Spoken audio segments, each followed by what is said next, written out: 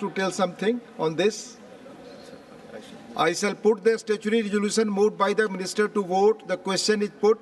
Those in favor will please say aye. Those against will please say no.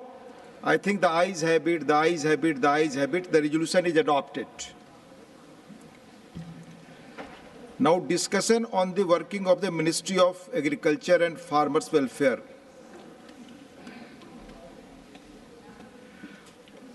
Honorable members, all the members who had given their names to participate in the discussion on the working of the Ministry of Agriculture and Farmers Welfare have already participated. Now the Honorable Minister of Agriculture and Farmers Welfare will reply to the discussion.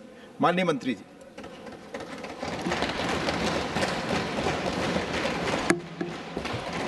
धन्यवाद माननीय उपसभापति महोदय।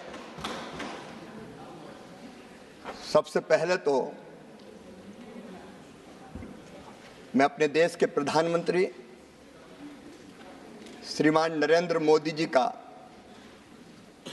हृदय से आभार प्रकट करना चाहता हूं।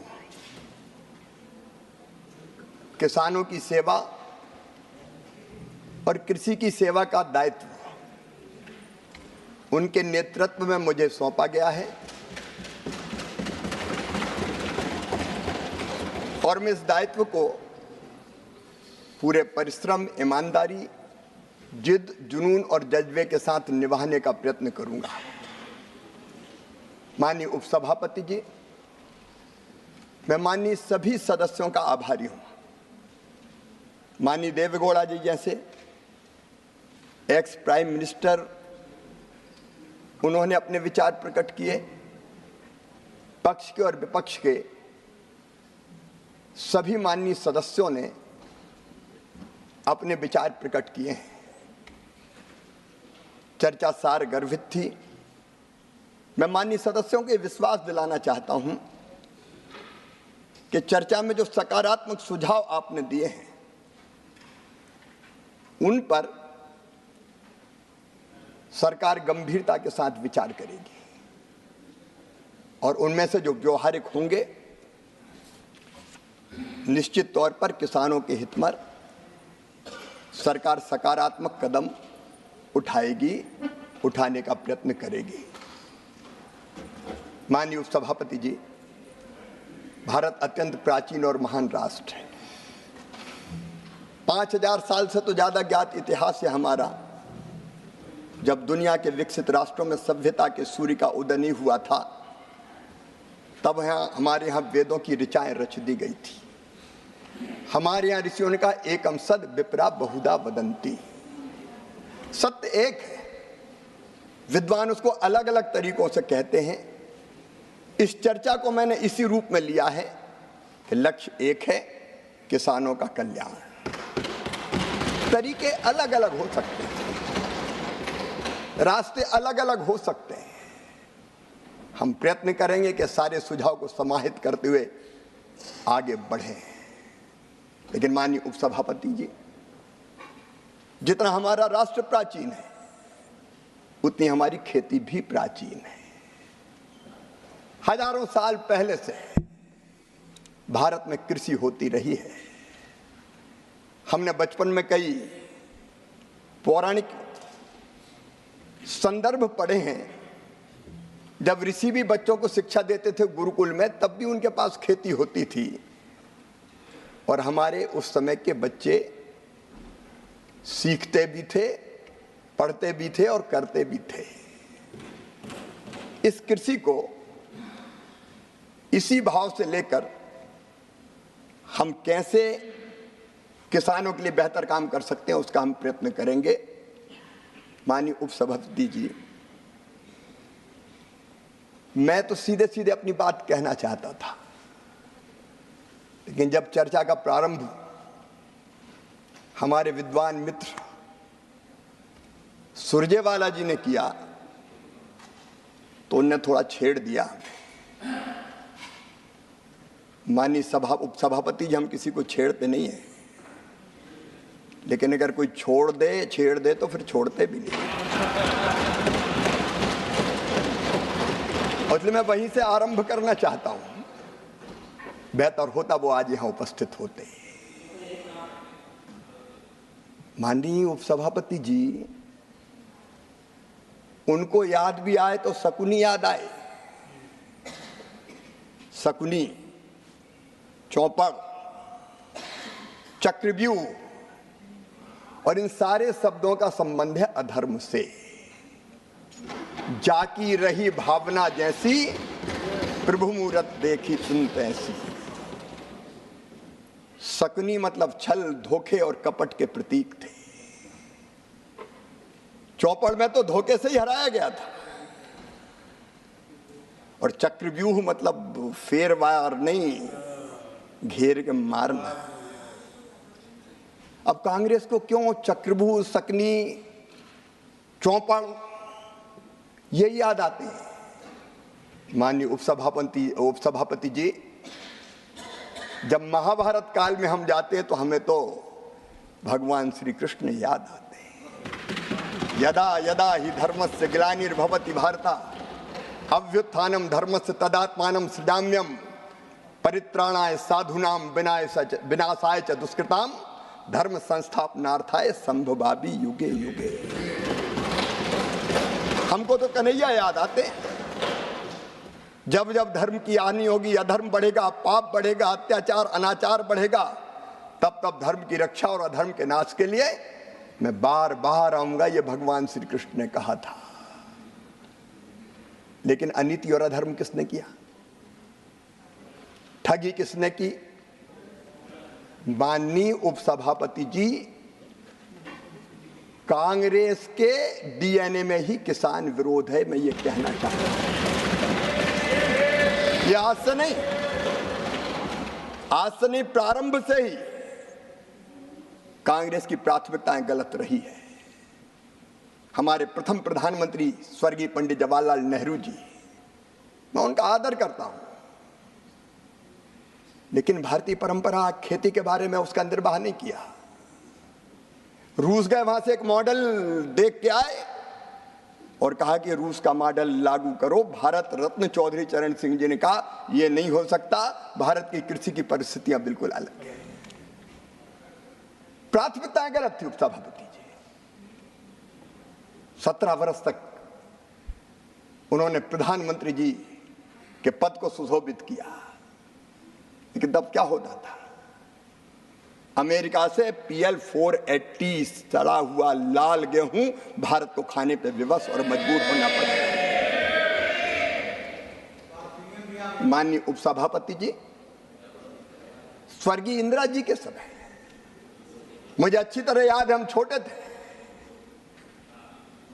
उस समय किसानों से जबरदस्ती लेवी वसूली का काम होता था। जबरदस्ती लेवी वसूली जाती थी। अगर 2 क्विंटल भी है तो 1 क्विंटल दे के जाओ। बिंडे खोद दिए जाते थे, रखा हुआ अनाज उठा लिया जाता था। भारत आत्मनिर्भर नहीं हुआ। स्वर्गीय राजीव जी ने भी बात जरूर की, उन्होंने बात अवश्य की एग्रीकल्चर प्राइस पॉलिसी की, लेकिन किसानों की आय बढ़ाने के लिए कोई सार्थक कदम नहीं उठाए। यहां तक कि माननीय उपसभापति जी, उदारीकरण का प्रारंभ हुआ। स्वर्गीय नरसिम्हा राव जी, मनमोहन सिंह जी उस समय वित्त मंत्री थे, लेकिन उस समय भी कृषि से जुड़े उद्योगों को डी लाइसेंसिंग नहीं किया गया, क्योंकि प्राथमिकता गलत थी। और माननीय उपसभापति जी, 2004 से 2014 के बीच की मैं क्या बात कहूं। उस समय ये भारत जो प्राचीन और महान राष्ट्र है, जिसने दुनिया को ज्ञान का प्रकाश दिया था, उस समय घोटालों के देश के रूप में दुनिया में जाने लगे। 2G, 3G, 4G। माननीय उपसभापति महोदय, प्लीज। और तब भारत की राजनीति में, आप धैर्य से सुनिए, तब भारत के राजनीतिक चित्र पर उदय हुआ एक दैदीप्यमान सूर्य का, जिसने सारे देश को आशा और विश्वास से भर दिया। उनका नाम था नरेंद्र मोदी। कांग्रेस की प्राथमिकताएं गलत थी। मोदी जी के नेतृत्व में प्राथमिकताएं बदलने का काम हुआ और खेती के लिए माननीय अध्यक्ष जी हमारी 6 प्राथमिकताएं मैं आपके सामने निवेदन करना चाहता हूं। 6 प्राथमिकताएं। नंबर 1, उत्पादन बढ़ाना। नंबर 2, उत्पादन की लागत घटाना। नंबर 3, उत्पादन के ठीक दाम देना। और नंबर 4, प्राकृतिक आपदा में ठीक राहत की राशि देना। नंबर 5, कृषि का विविधीकरण, खेती में वैल्यू एडिशन। और माननीय अध्यक्ष उपसभापति जी, आने वाली पीढ़ियों के लिए भी धरती सुरक्षित रहे, इसलिए प्राकृतिक खेती को बढ़ावा देने का प्रयास। सुविचारित ढंग से यह भारतीय जनता पार्टी की सरकार, एनडीए की सरकार खेती का रोड मैप बना के काम कर रही है। कल कह रहे थे हमारे मित्र, बजट का जिक्र कर रहे थे, बजट कम कर दिया गया। मैं माननीय उपसभापति महोदय ये बताना चाहता हूं, कृषि के लिए बजटीय आवंटन 2013 और 14 में था केवल 27,663 करोड़ रुपया। 2024-25 में ये बढ़कर हो गया 1,32,470 करोड़ रुपया। और ये केवल कृषि विभाग का है। एग्रीकल्चर एंड एलाइड सेक्टर जोड़ दिए जाए तो माननीय अध्यक्ष महोदय, इसमें फर्टिलाइजर की सब्सिडी भी अगर जोड़ दी जाए तो फर्टिलाइजर, सहकारिता, पशुपालन, डेयरी, फूड प्रोसेसिंग, फिशरीज, इन सबको जोड़ दिया जाए तो ये बजट बढ़ के हो जाता है।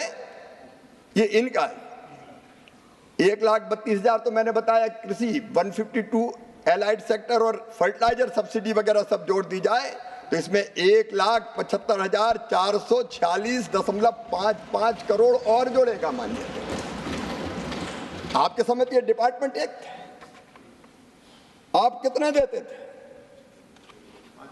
माननीय उपसभापति जी, बजट का पर्याप्त प्रावधान है और इसमें सिंचाई तो जोड़ा ही नहीं, सिंचाई तो जोड़ा ही नहीं।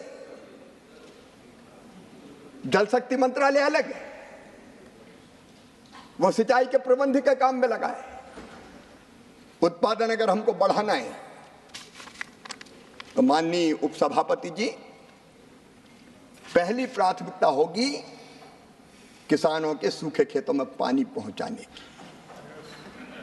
ये हमको करना पड़ेगा, बिना पानी के खेती नहीं होती। और आज मैं कहना चाहता हूं, सिंचाई की व्यवस्थाओं में बरसों तक कांग्रेस की सरकार रही, कभी उतनी गंभीरता से ध्यान नहीं दिया गया। मैं एक नहीं अनेकों उदाहरण दे सकता हूं। मध्य प्रदेश में अगर देखें तो कांग्रेस, राजा, नवाब, अंग्रेज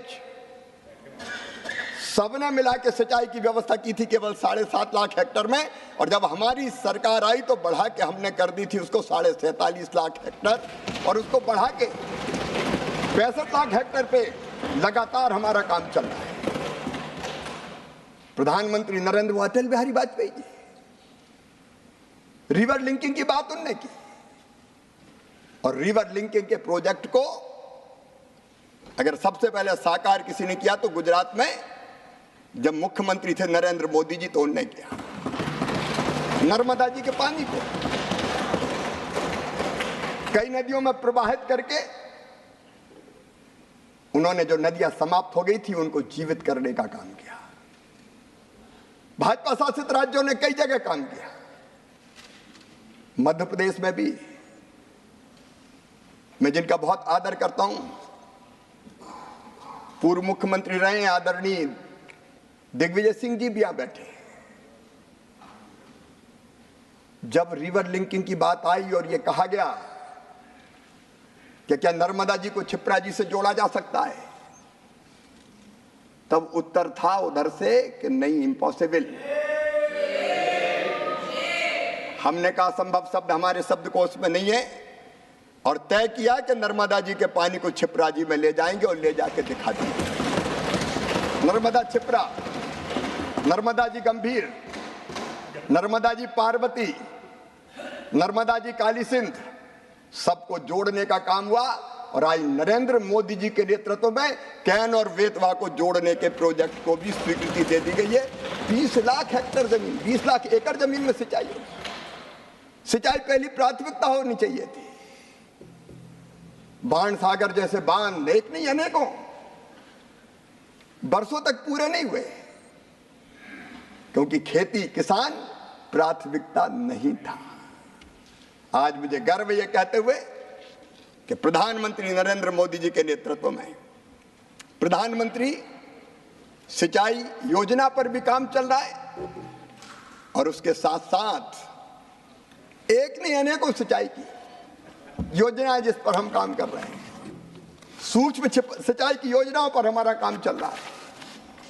माननीय सभापति महोदय, मेरा सौभाग्य है आपके सामने कृषि पर बोलने का मुझे अवसर मिल रहा है। मैं निवेदन कर रहा था कि पुरानी सरकारों की, कांग्रेस की सरकारों की प्राथमिकताएं गलत थी। यह सरकार भारतीय जनता पार्टी की, एनडीए की। हमने लगातार प्रयत्न किया, उत्पादन की बात हो रही थी। आज मैं बताना चाहता हूं, इन अच्छे प्रयत्नों के कारण सिंचाई की हमने उत्तम बीजों का आईसीआर ने उत्तम बीज बनाए, और अभी भी 109 नई बीज की क्वालिटी हम जारी करने वाले हैं। क्योंकि उपज अगर बढ़ाना है तो अच्छे बीज चाहिए, जलवायु अनुकूल जीव चाहिए, बेहतर सिंचाई चाहिए, अच्छा आदान चाहिए, और 10 साल से मोदी जी के नेतृत्व में ये हो रहा है। और इसलिए उत्पादन अगर आप देखेंगे तो 2023-24 में खाद्यान्न का उत्पादन केवल 329 मिलियन, 23-24 में खाद्यान्न का उत्पादन 329 मिलियन टन तक माननीय सभापति महोदय पहुंच गया है। और इस समय अगर हम हॉर्टिकल्चर देखें, बागवानी देखें, तो 23-24 में बागवानी का उत्पादन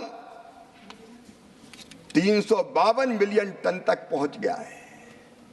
हम यहां रुकेंगे नहीं, आगे बढ़ेंगे। कल दलहन और तिलहन की बात हो रही थी। जब उधर की सरकार थी माननीय सभापति महोदय, दलहन का उत्पादन, तिलहन का उत्पादन वो प्राथमिकता नहीं थी, लगातार घट रहा था। लेकिन मुझे कहते हुए गर्व है कि दलहन और तिलहन के क्षेत्र में भी अब तेजी से काम हो रहा है, और उत्पादन लगातार बढ़ रहा है। उत्पादन बढ़ रहा है, उत्पादकता बढ़ रही है। और माननीय अध्यक्ष महोदय, कल बात फर्टिलाइजर सब्सिडी पे की गई। आज मैं आंकड़े आपके सामने रखना चाहता हूं, आपके सामने आंकड़े रखना चाहता हूं। जब उधर की सरकार थी तब माननीय अध्यक्ष महोदय 13-14 में, माननीय सभापति महोदय 13-14 में फर्टिलाइजर सब्सिडी थी 71,280 करोड़। लेकिन पिछले साल 23-24 में फर्टिलाइजर सब्सिडी थी 1,95,420 करोड़। मैं वर्षवार बता सकता हूं। 18-19 में 73,435 करोड़, और इस साल कह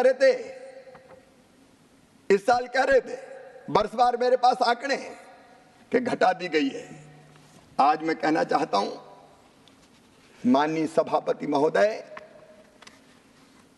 फर्टिलाइजर की सब्सिडी में जितना पैसा लगता है सरकार व्यवस्था करती है। बजट के प्रावधान के अलावा भी अतिरिक्त राशि देनी पड़ती तो दी जाती है।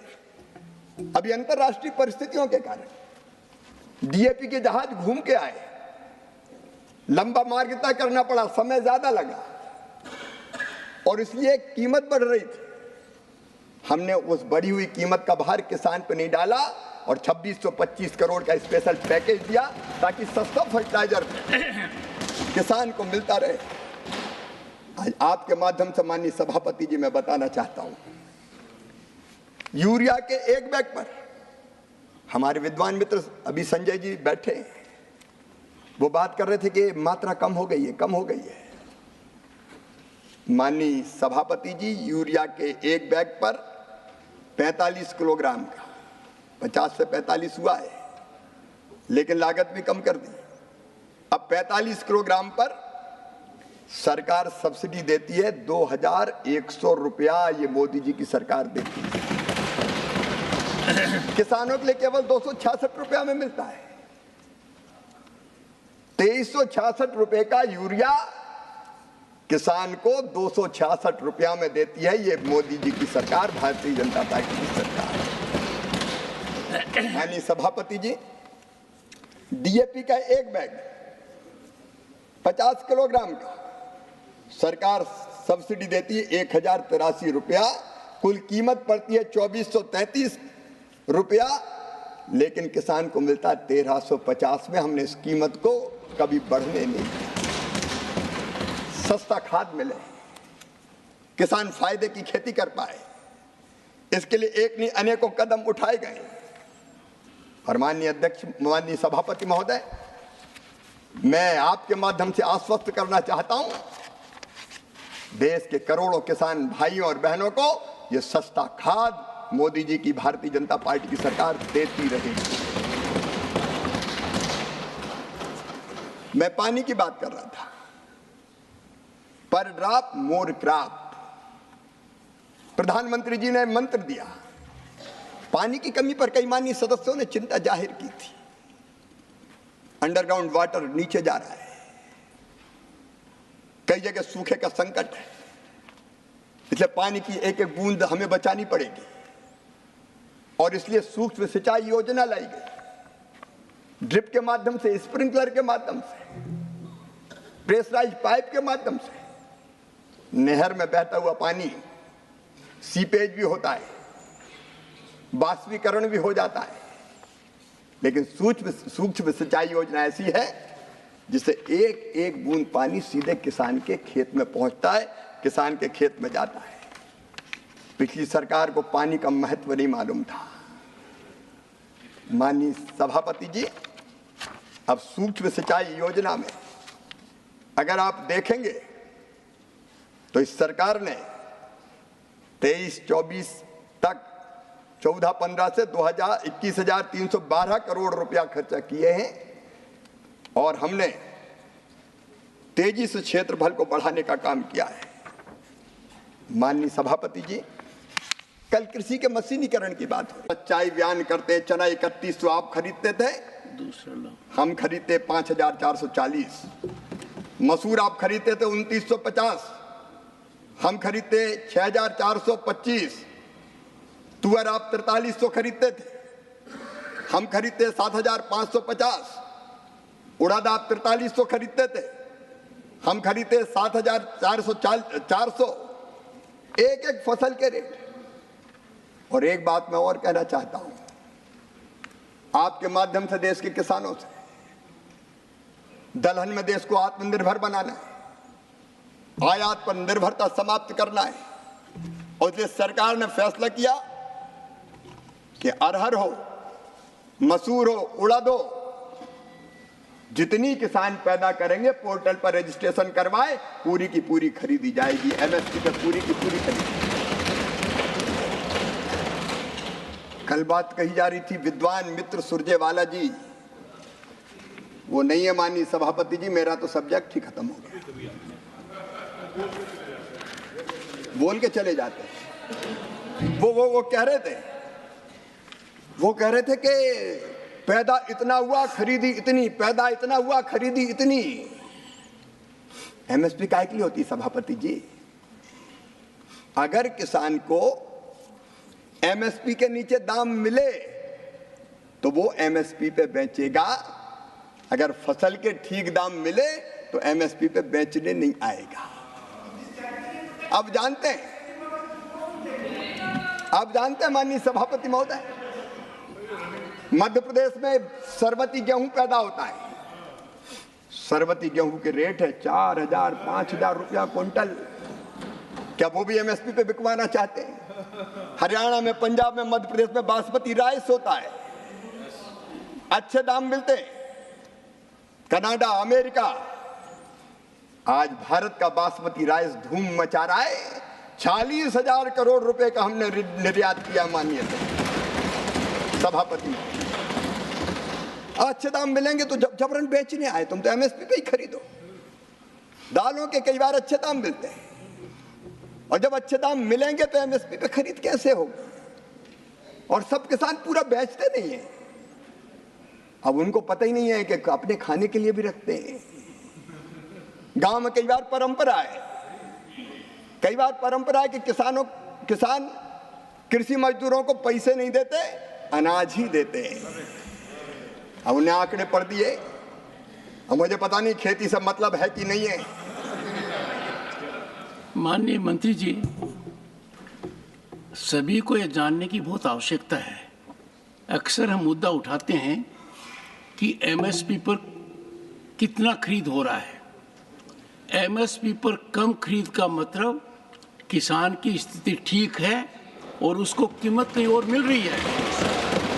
तो आज के दिन सदन की आज के दिन मेरी बात सुनिए, आज के दिन आवश्यकता है कि हम किसान की समस्या को सही दृष्टि में समझें। किसान एमएसपी का फायदा उठाना चाहता है जब वो जानता है कि मैं मार्केट में जाता हूं तो मुझे वो कीमत नहीं मिल रही है।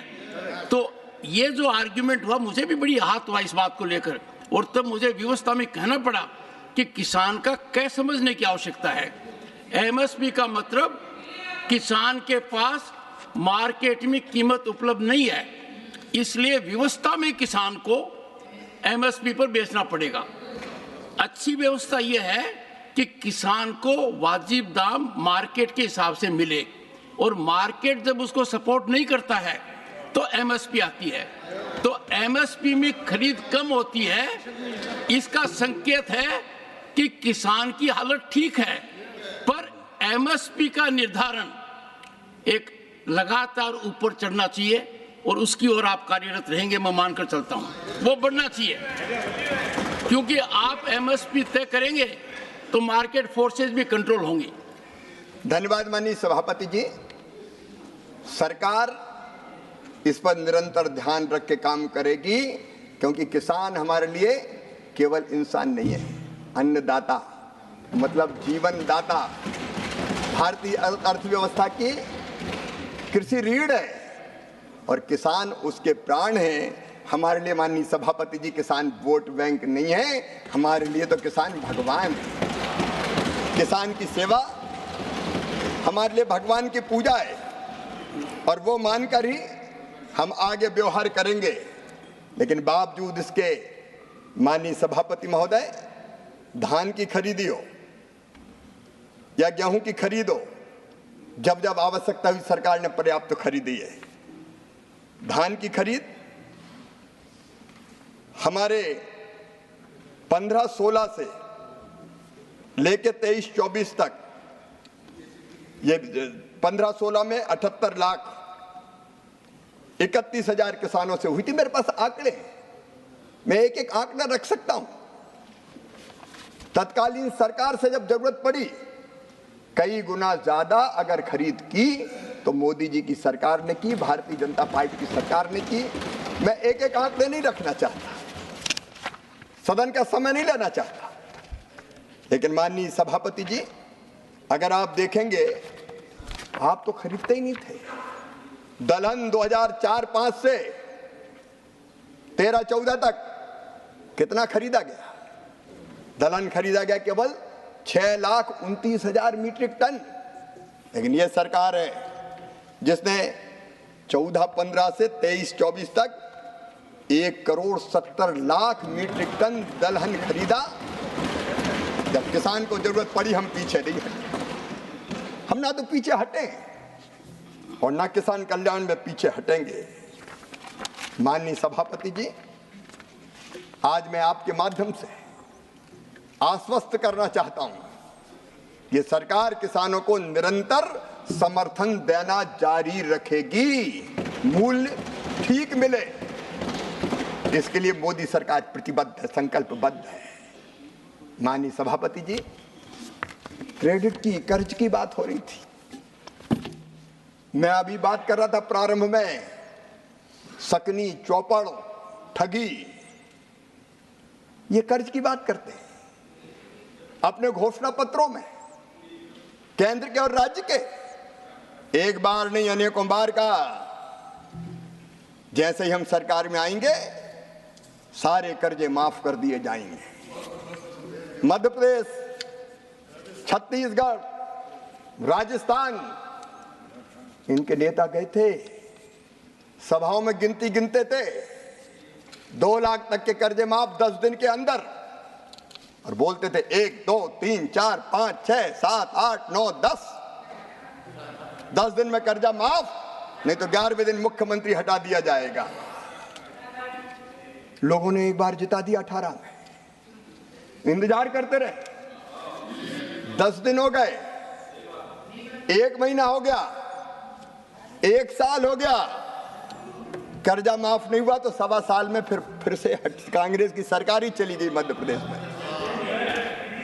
और दोबारा माननीय सभापति महोदय, दोबारा सरकारें वहां लौट के नहीं आई, क्योंकि ये छल और फरेब और ठगी अगर करती किसान के साथ तो कांग्रेस करती है, कांग्रेस करती है। ये तीन शब्द डिलीट होंगे। मैं क्षमा चाहता हूं माननीय सभापति जी। क्रेडिट और कर्जा माफी, माननीय सभापति जी, अगर हम क्रेडिट की बात देखें, कर्जा कितना मिलता था किसानों को जब कांग्रेस की सरकारें थी, तब किसानों के क्रेडिट कार्ड की व्यवस्था नहीं थी। मैं आज प्रणाम करना चाहता हूं स्वर्गीय पंडित अटल बिहारी वाजपेयी जी को। उन्हें किसानों की उस तकलीफ को समझा और किसान क्रेडिट कार्ड की व्यवस्था के अंतर्गत कम ऋण पर किसानों को कर्जा मिलना प्रारंभ हुआ। माननीय सभापति जी, आज मुझे कहते हुए प्रसन्नता है कि हमारे छोटे किसान, जिनको ऊंची ब्याज की दरों पे साहूकार से कर्जा लेना पड़ता था और उसका भारी ब्याज चुकाना पड़ता था, आज ऐसे किसानों को क्रेडिट कार्ड के माध्यम से 7% उसमें भी समय पे चुकाए तो 3% और कम किया जाता है, केवल 4% दर पर 4% ब्याज की दरों पर कर्जा दिया जा रहा है। और ब्याज सब्सिडी के बजट में भी माननीय सभापति जी 3.6 गुना वृद्धि हुई है। 14-15 में केवल 6,000 करोड़ थी, 24-25 में बढ़ के हो गई 22,600 करोड़ रुपया। पिछले 10 सालों में 1,44,000 करोड़ से अधिक की ब्याज सब्सिडी। मंत्री, this amount is interest subsidy. Interest subsidy. और अगर क्रेडिट आप देखें तो इनकी सरकार थी तब क्रेडिट मिलती थी केवल 7 लाख करोड़ की। ये नरेंद्र मोदी जी की सरकार है, 25 लाख करोड़ की क्रेडिट, 25 लाख करोड़। और अभी भी अभियान चल रहा है विकसित भारत संकल्प यात्रा में, जो छूट गए आओ, किसान क्रेडिट कार्ड बनवाओ और 3-4% ब्याज की दरों पर कर्जा ले जाओ। कब कांग्रेस के जमाने में ये होता था? माननीय सभापति जी, केवल 10 सालों में जो ब्याज की सब्सिडी है वो 1,44,000 करोड़ रुपया से ज्यादा है। एक बार छोटी मोटी कर्जा माफी हो गई तो उसके बड़े गुण गाते हैं, लेकिन इससे ज्यादा तो हम ब्याज में चुकाते हैं। ये भारतीय जनता पार्टी की, मोदी जी की सरकार है। माननीय, नई बात एक है कि आप 7 लाख देते थे, हम 25 लाख करोड़ देते हैं। और किसानों की बात आप क्या जाने। माननीय फसल बीमा योजना, सभापति जी, कभी भी कांग्रेस ने फसल बीमा योजना पर ध्यान नहीं दिया। मैं जब सांसद था पहले, किसान की फसलें खराब हो जाती थी, हम गेहूं के खराब फसल के पूले तत्कालीन मुख्यमंत्री जी के पास ले जाते थे और उम्मीद करते थे कुछ राहत मिलेगी। लेकिन इनके समय ऐसी फसल बीमा योजना थी कि उसकी यूनिट हुआ करती थी तहसील। मतलब एक किसान की फसल खराब होगी, राहत नहीं मिलेगी, क्लेम नहीं मिलेगा। एक गांव की खराब होगी, क्लेम नहीं मिलेगा। 10 गांव की खराब होगी तो क्लेम नहीं मिलेगा। अगर किसी एक गांव की फसल खराब हो जाए तो भगवान से प्रार्थना करें कि पूरी तहसील की फसलें खराब हो जाए, निपट जाए, तब हमें मिलेगा। ये फसल बीमा योजना चलाती, ये फसल बीमा योजना चलती थी, तहसील यूनिट होती थी। मोदी जी के आने के बाद प्रधानमंत्री फसल बीमा योजना बनी, प्रधानमंत्री फसल बीमा योजना। और माननीय सभापति जी, मुझे कहते हुए प्रसन्नता है, आज मैं बताना चाहता हूं, इस फसल बीमा योजना ने पूरे परिदृश्य को बदल के रख दिया है। माननीय सभापति जी, आप तुलना करके देख लीजिए, इनके समय नैस नाम की कांग्रेस की जब सरकार थी, फसल बीमा योजना चलती थी, उसमें ऋण के आवेदन थे केवल 3,51,00,000 और 23-24 में आए 8,69,00,000। जो नॉन लोनी अऋणी किसान आते ही नहीं थे, क्योंकि ये करते थे केवल किस बैंकों के कर्ज का बीमा। अगर धोखे से क्लेम मिल गया तो वो भी बैंक वाले अपना कर्जा काट लेंगे। किसान के पास क्या आता था? किसान को कुछ नहीं मिलता था, बैंक के लोन का बीमा होता था, किसान देखता रह जाता था। अब अलोनी किसान, नॉन लोनी किसान, इनके समय के बीमा करवाते थे, आवेदन आते थे केवल 20 लाख और अब आए हैं 5,48,00,000, 27 गुना से ज्यादा। बीमित क्षेत्र, माननीय सभापति जी, अब 5,98,00,000 हेक्टेयर हो गया है और कुल बीमित राशि इनके समय 82,000 करोड़ हुआ करती थी, अब बढ़ के 2,71,295,000 हो गई है। आप फसल बीमा की आलोचना करते हैं। किसानों के प्रीमियम, इनके समय किसान प्रीमियम देता था 16,442 करोड़, दावों में 63,617 करोड़ मिले और अब 32,440 करोड़ प्रीमियम और 1,64,000 करोड़ रुपया क्लेम किसान को मिला है। ये अपने आप में दर्शाता है कि किसान को अगर नुकसान होता है तो क्लेम दिया जाता है। ये दुनिया की सबसे बड़ी फसल बीमा योजना है जो प्रधानमंत्री नरेंद्र मोदी जी के नेतृत्व में चल रही है। और माननीय सभापति जी, आज कल कई देश इस योजना का अध्ययन करने आ रहे हैं, जिनको अपने यहाँ फसल बीमा योजना लागू करनी है। माननीय अध्यक्ष महोदय, मैं आपसे निवेदन करना चाहता हूं, जब कांग्रेस की सरकार थी एक समस्या और थी, किसानों ने तो देश के अन्न के भंडार भर दिए, उत्पादन बढ़ा हुआ उत्पादन फसल के उपरांत वो बेचने में अगर समय चाहिए तो रखें कहां? रखने की जगह नहीं थी। मुझे याद है माननीय सभापति जी, एक बार जब शरद जी कृषि मंत्री थे, मैं मध्य प्रदेश का मुख्यमंत्री था, मैं उनके पास आया कि हमें पीडीएस के लिए कुछ अतिरिक्त आवंटन दे दें। उनका दे कहां से दें, तुम प्रोक्योरमेंट कितना करते हो? तब मध्य प्रदेश से ज्यादा प्रोक्योरमेंट नहीं होता था, लेकिन हमने संकल्प लिया और मुझे कहते हुए गर्व है कि कृषि के उत्पादन को मध्य प्रदेश में 2004-05 में जब कांग्रेस की सरकार थी, वो लगभग 1,19,00,000 मीट्रिक टन था, बढ़ के उस समय की बात बता रहा हूं मैं, 6,19,00,000 मीट्रिक टन हो गया। अब हमारे सामने समस्या आई कि रखें कहां? खेत में गेहूं, खलिहान में गेहूं रखने की जगह नहीं, क्योंकि वेयर हाउस तो कांग्रेस के जमाने में कभी बने नहीं, रखे कहां? और जब रखने की व्यवस्था नहीं थी तो औने पौने दाम पे बेचना पड़ता था। ना कोल्ड स्टोरेज थे, ना वेयर हाउस थे, ना राइपनिंग चैम्बर थे, ना ग्रेडिंग सॉर्टिंग की व्यवस्था थी, और उसके कारण औने पौने दाम पे कई बार किसान को अपने उत्पाद को बेचना पड़ता था और लॉसेस भी बहुत होते थे। मैं धन्यवाद देना चाहूंगा प्रधानमंत्री श्रीमान नरेंद्र मोदी जी को, एग्रीकल्चर इंफ्रास्ट्रक्चर फंड की योजना बनी और योजनाबद्ध तरीके से तय किया कि किसान का उत्पाद रखने के लिए बेहतर इंफ्रास्ट्रक्चर बनाएंगे।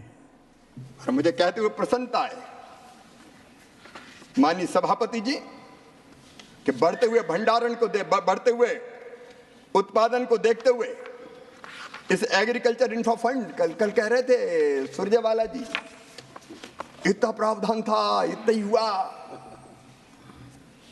अब वो पता नहीं कौन से साल के आंकड़े पढ़ लेते हैं। मुझे कहते हुए प्रसन्नता है 2020 में प्रधानमंत्री जी ने 1 लाख करोड़ रुपए के एग्री इंफ्रा फंड की घोषणा की थी और 26 जुलाई 2024 तक मैं जानकारी अपडेट करना चाहता हूं, 72,222 कृषि इंफ्रास्ट्रक्चर परियोजनाओं के लिए 46,080 करोड़ रुपया स्वीकृत हो गए। और इसमें निजी निवेश मिला के, क्योंकि जिसने बनाया उसने खुद का भी लगाया, 76,305 करोड़ रुपए का इन्वेस्टमेंट हो चुका है। 13,569 वेयर हाउस, 13,469 गोदाम, 15,443 प्राथमिक प्रसंस्करण केंद्र, 17,899 कस्टम हायरिंग केंद्र, 3,021 छटाई और ग्रेडिंग इकाइयां, 1,892 कोल्ड स्टोर, कोल्ड चैन और 20,338 अन्य प्रकार की फसलोपरांत प्रबंधन परियोजनाएं और सामुदायिक कृषि परिसंपत्तियां बनी हैं। ये भी किया तो श्रीमान नरेंद्र मोदी जी की सरकार ने किया, भारतीय जनता पार्टी की सरकार ने किया। माननीय सभापति जी, किसान को ठीक दाम मिले, इसके लिए नवाचारों की भी जरूरत थी और इसलिए प्रधानमंत्री जी के नेतृत्व में राष्ट्रीय कृषि मंडी इनाम,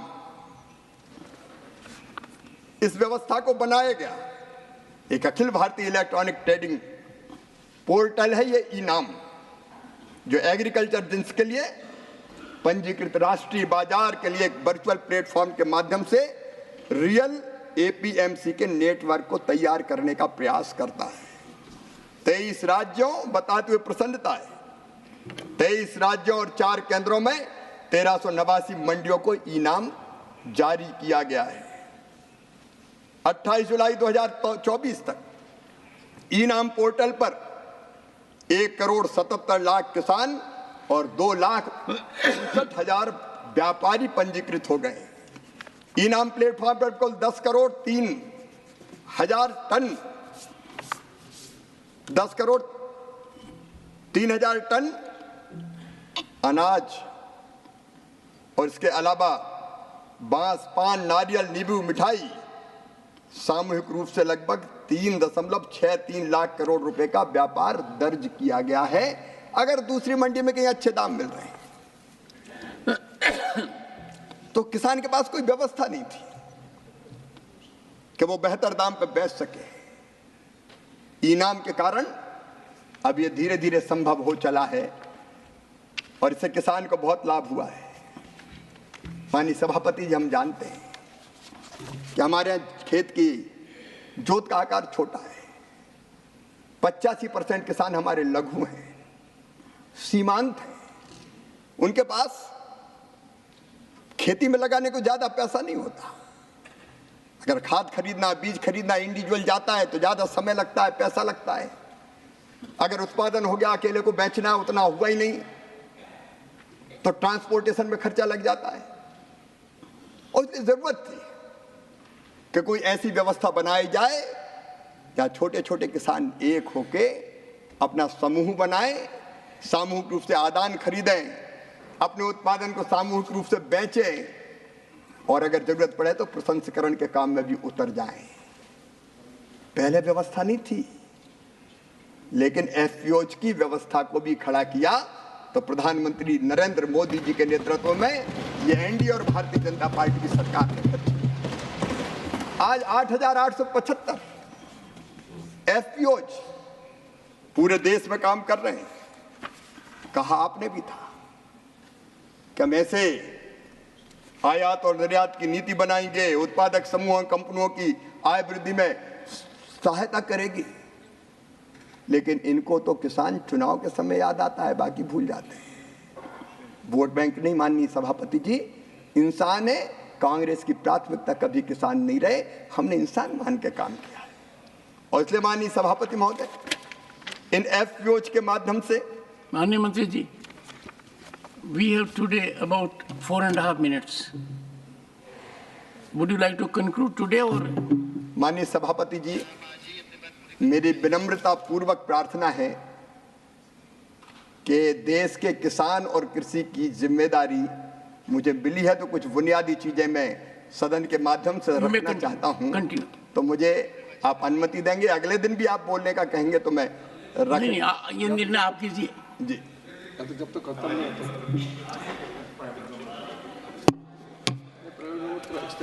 होता। माननीय सभापति जी, मैं यही कह रहा था कि भारत सरकार ने 2020 में 6,865 करोड़ रुपए के कुल बजट के साथ 10,000 कृषक उत्पादक संगठन मतलब एफपीओज के संवर्धन और गठन की योजना प्रारंभ की थी। और मुझे खुशी है कि 8,875 बन गए, जिनने 4,165 एफपीओ को 210 करोड़ रुपए की मैचिंग इक्विटी भी जारी की गई है। और उनमें से कई एफपीओज बड़ी सफलता के साथ चल रहे हैं। मैं कई सफलता की कहानियां रख सकता हूं, लेकिन आज वक्त मुझे इजाजत नहीं दे रहा। लेकिन मैं कहना चाहता हूं कि इस एफपीओ के किसानों के संगठन को हम आंदोलन का रूप देके छोटे और सीमांत किसानों को ठीक दाम मिले और वो फूड प्रोसेसिंग के क्षेत्र में भी उतर जाए, इसमें कोई कसर नहीं छोड़ेंगे। ये गरीब किसानों की जिंदगी बदलने का काम करें।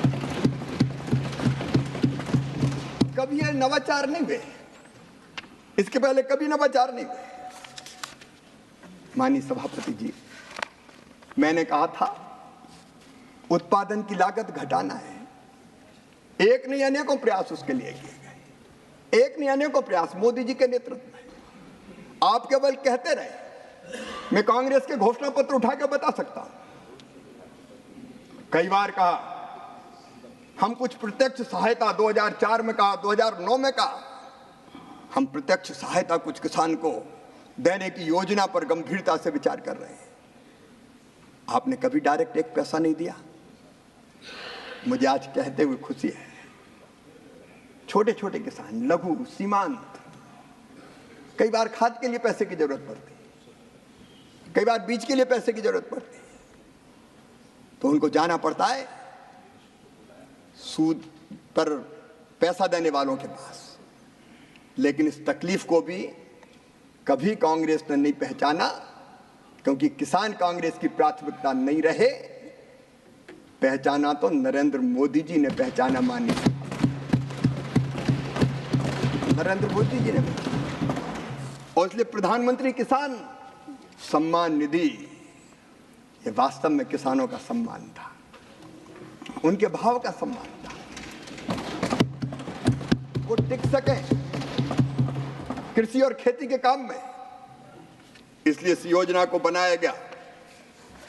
2004 में आपने कहा नहीं किया, 2009 में आपने कहा नहीं किया, लेकिन आज मुझे कहते हुए खुशी है कि मोदी जी ने 3 किस्तों में 6,000 रुपया हर साल, और ऐसे नहीं डीबीटी के माध्यम से, बीच में कोई बिचौलिया नहीं।